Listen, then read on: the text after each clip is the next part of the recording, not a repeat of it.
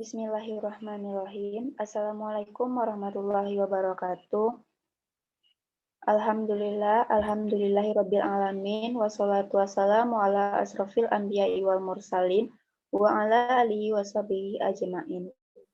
Puji syukur marilah kita ucapkan kepada Allah Subhanahu wa taala karena telah memberikan rahmat kesehatan dan keselamatan kepada kita semua sehingga kita masih dapat melaksanakan proses pembelajaran pada saat sekarang ini. Baiklah, pada kesempatan kali ini, kami dari kelompok 5 akan mempresentasikan hasil diskusi kami mengenai instrumen evaluasi aspek keterampilan. Sebelumnya, izinkan saya memperkenalkan anggota kelompok 5, yaitu saya sendiri, Wilza Febriani, sebagai moderator. Selanjutnya, Reza Febrina sebagai pemateri, Nur Humaira sebagai pemateri, dan Lila Afrianti sebagai pemateri. Untuk materi pertama akan disampaikan oleh Reza Febrina. Kepada Reza, disilahkan.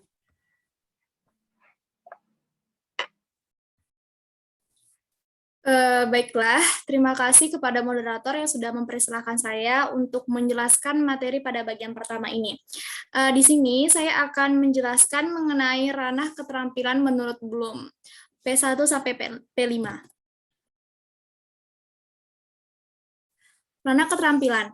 Keterampilan proses psikomotor merupakan keterampilan dalam melakukan pekerjaan dengan melibatkan anggota tubuh yang berkaitan dengan gerak fisik atau motorik yang terdiri dari gerakan refleks, keterampilan pada gerak dasar, perseptual, ketepatan, keterampilan kompleks, ekspresif, dan interpretatif. Ranah keterampilan menurut Bloom P1 sampai P5.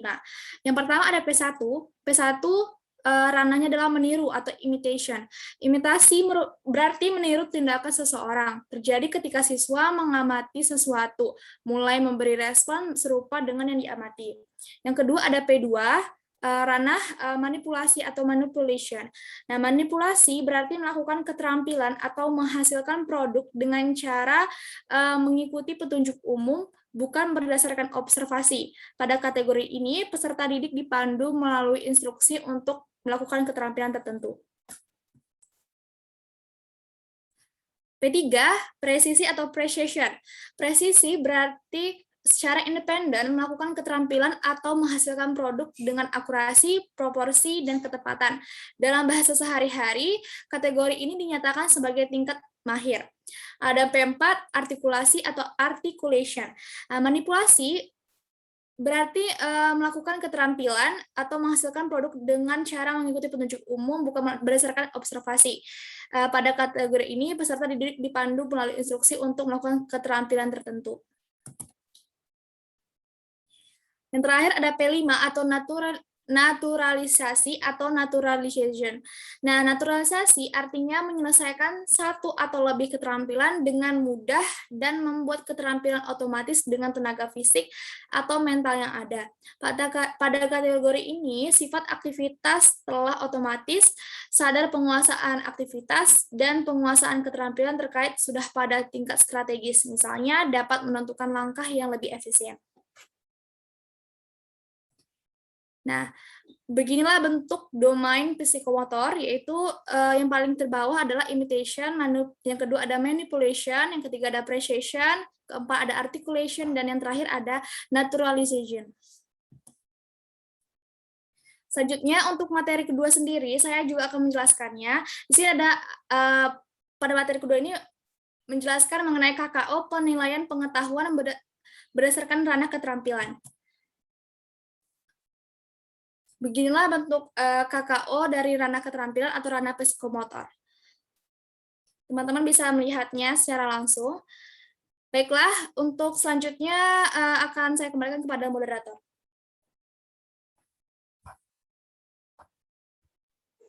Baiklah, terima kasih kita ucapkan kepada Reza. Untuk materi selanjutnya akan dijelaskan oleh Nur Humaira. Kepada Nur Humaira, disilahkan. Baiklah, terima kasih kepada moderator yang telah mengizinkan saya menyampaikan materi untuk materi yang ketiga, yaitu prinsip penyusunan instrumen evaluasi aspek keterampilan. Di sini saya akan menjelaskan untuk poin yang pertama, yaitu kaidah penyusunan instrumen evaluasi aspek keterampilan.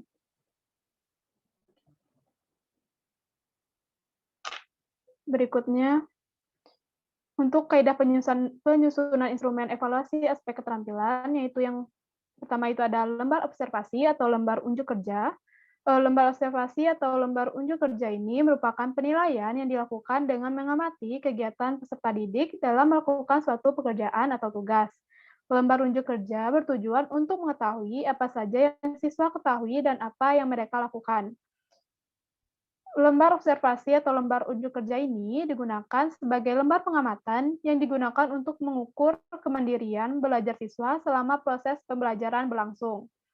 Lembar observasi ini juga digunakan sebagai bahan refleksi siklus berikutnya. Penilaian unjuk kerja harus bermakna autentik atau realistis atau sesuai dengan kehidupan nyata dan dapat mengukur kepenguasaan siswa. Lembaran ini juga diisi oleh guru untuk menilai keterampilan siswa. Untuk mengamati unjuk kerja peserta didik dapat menggunakan instrumen daftar cek atau dan skala penilaian.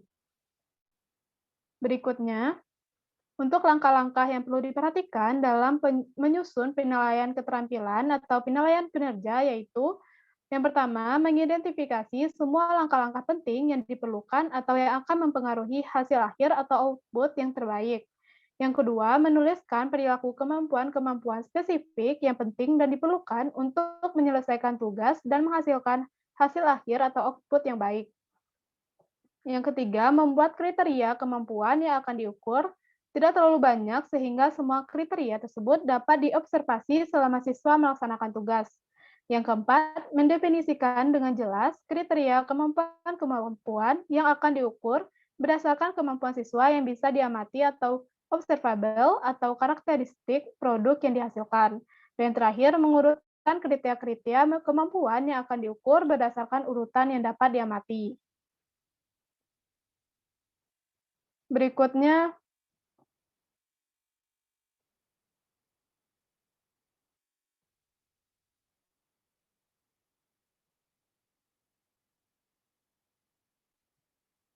di sini bisa teman-teman lihat contoh lembar observasi siswa. Pada lembar observasi keterampilan kooperatif siswa, itu ada petunjuk pengisian, di mana yang pertama itu, berilah tanda centang pada setiap deskriptor dengan ketentuan terlaksana iya atau tidak terlaksana atau tidak. Yang kedua, berilah skor pada setiap indikator dengan ketentuan sebagai berikut.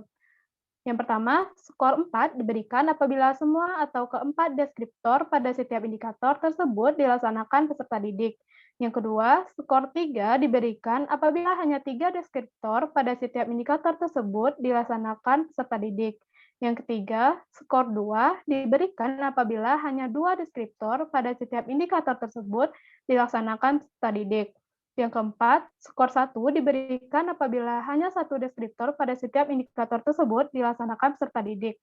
Seperti pada contoh di tabel, indikator atau indikator yang temuan itu ada 2. Untuk indikator yang pertama itu ada 4 deskriptor. Indikator pertama itu antusias peserta didik dalam mengikuti pembelajaran. Nah, indikator ini ada 4 deskriptor. Yang pertama, peserta didik tidak mengerjakan latihan yang diberikan guru atau mengerjakan LKS. Yang kedua, memperhatikan penjelasan guru pada saat memberikan gambaran tentang materi yang akan dibahas. Yang ketiga, memiliki kepercayaan diri untuk menyampaikan pendapat atau gagasannya. Dan yang keempat, serius dalam memperhatikan instruksi yang disampaikan guru. Nah, apabila peserta didik itu mengerjakan keempat deskriptor, maka akan diberikan skor 4. Begitu juga seterusnya apabila mengerjakan 3, maka skornya 3 dan seterusnya. Mungkin sekian dari saya kembalikan kepada moderator.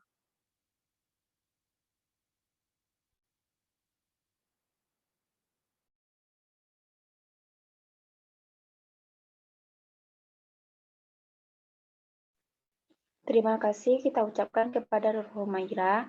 Materi selanjutnya akan saya jelaskan sendiri, yaitu mengenai rubrik penilaian produk. Produk di sini yaitu membuat PowerPoint.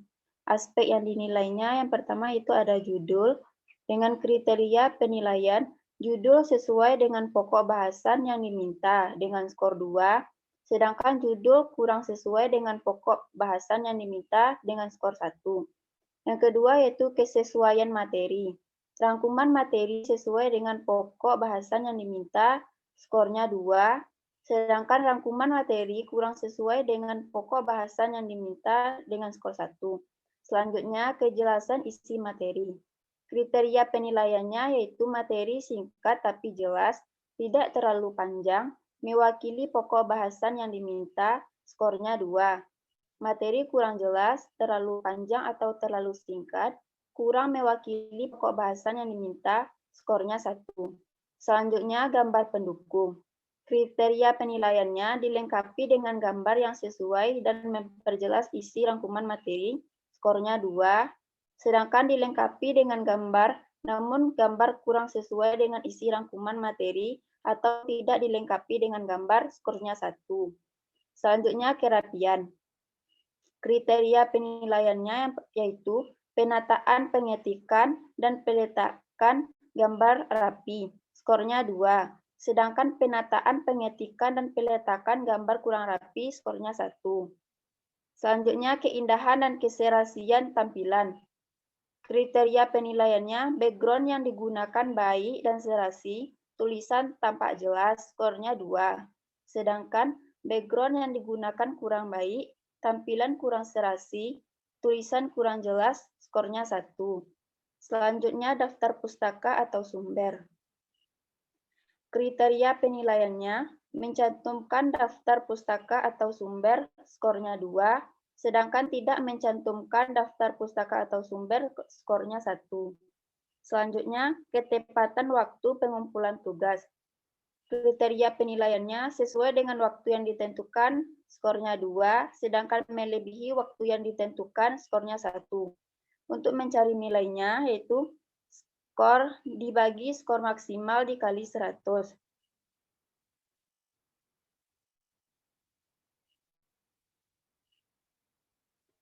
Selanjutnya yaitu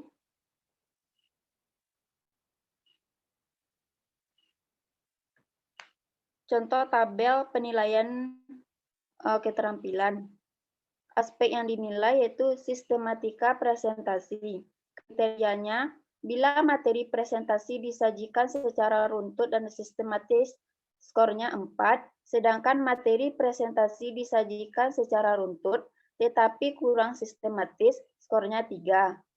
Selanjutnya, materi presentasi disajikan secara kurang runtut dan tidak sistematis, skornya 2. Materi presentasi disajikan secara tidak runtut dan tidak sistematis, skornya 1. Selanjutnya, penggunaan bahasa. Bahasa yang digunakan sangat mudah dan dipahami, skornya 4. Sedangkan bahasa yang digunakan cukup mudah dipahami, skornya 3.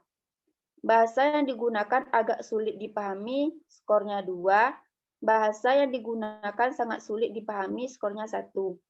Selanjutnya yaitu ketepatan intonasi dan kejelasan artikulasi.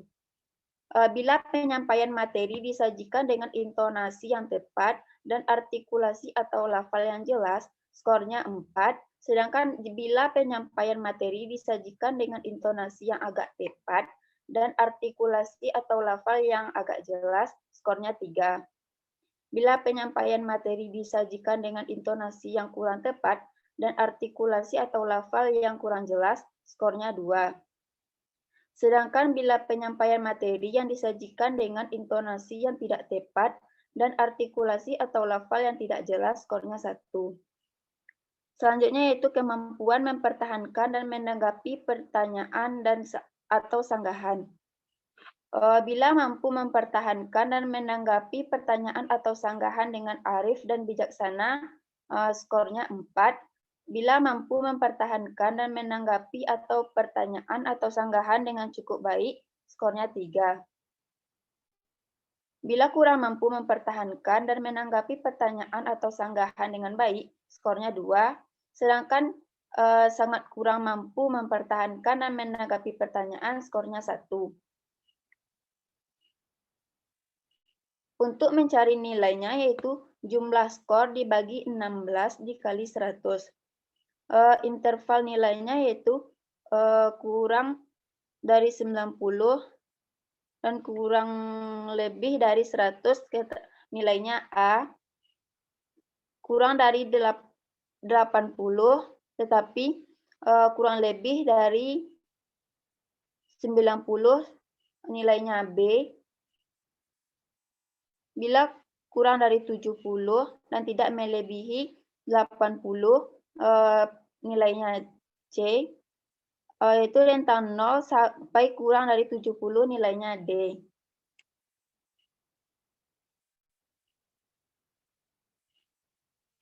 Selanjutnya yaitu adalah contoh rubrik penilaian unjuk kerja.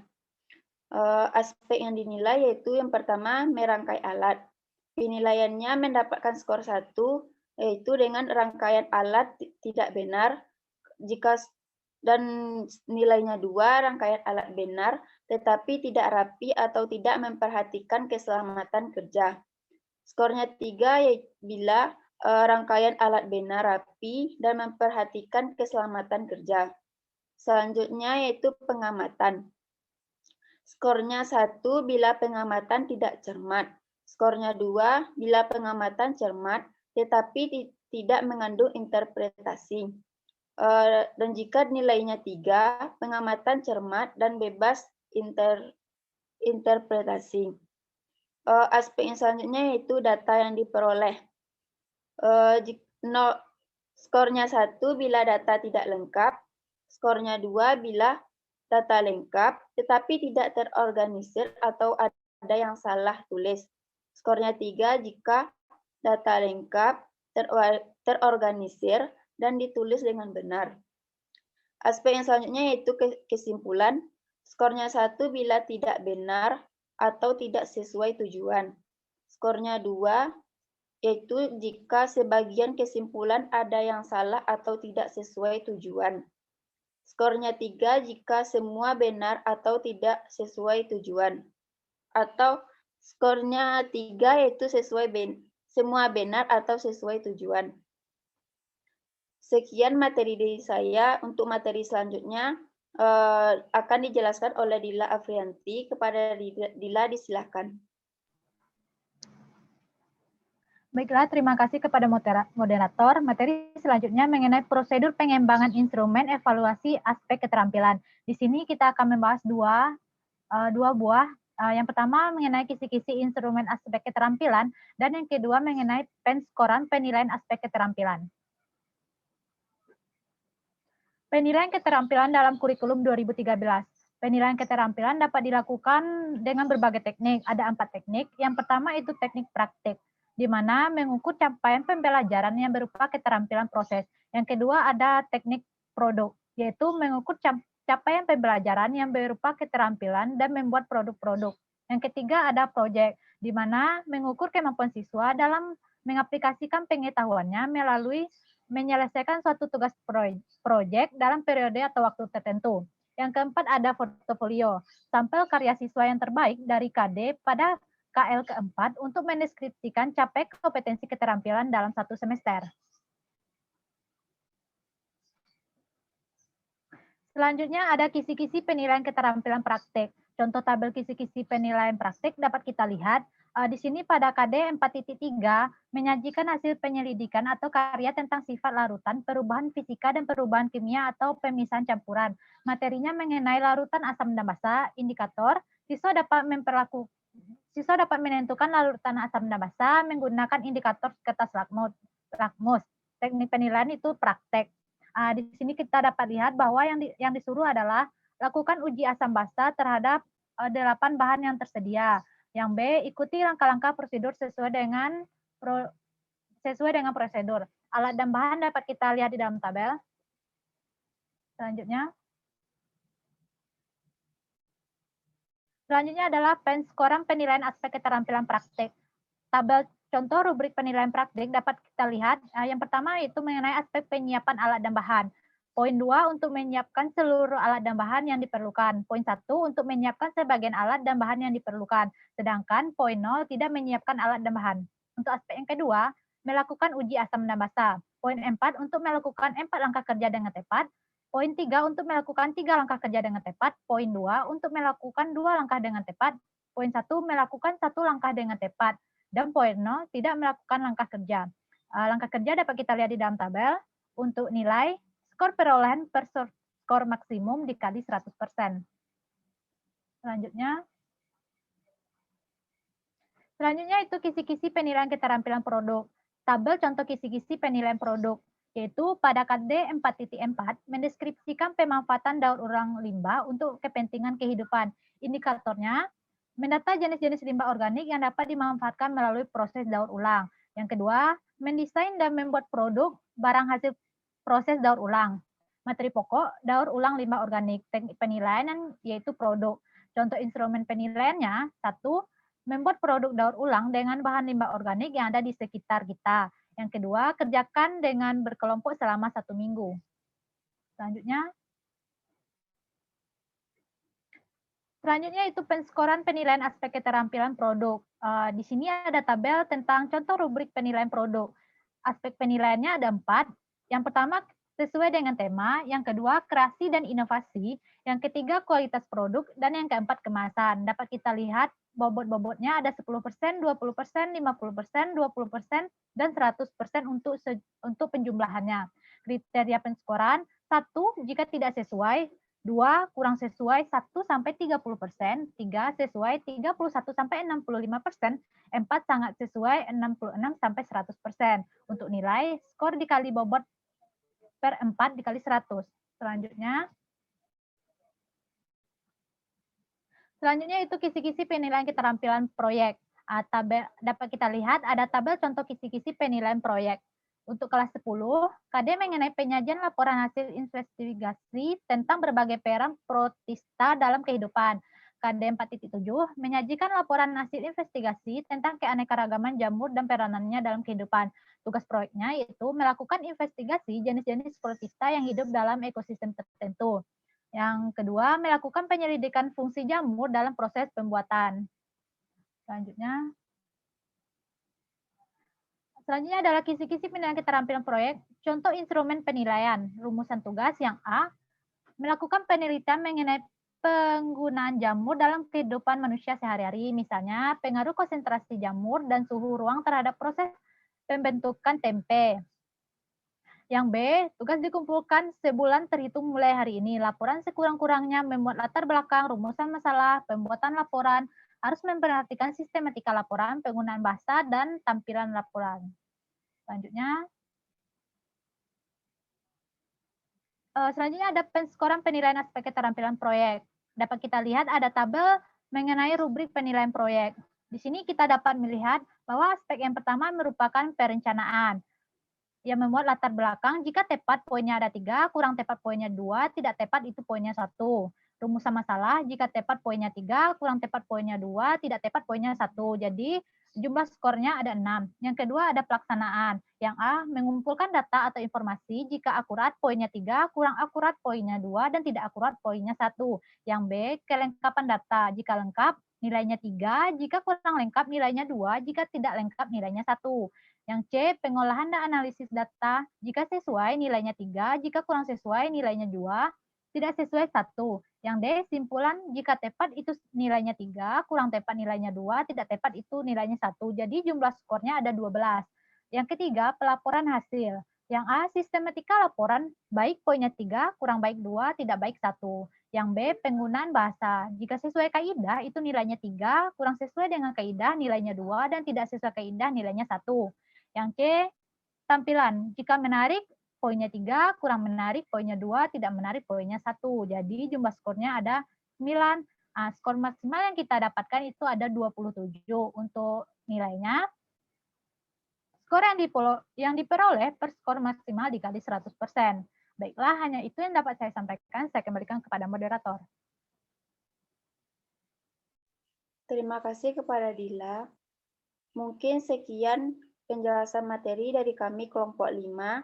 Atas kesalahan dan kekurangan kami mohon maaf. Assalamualaikum warahmatullahi wabarakatuh.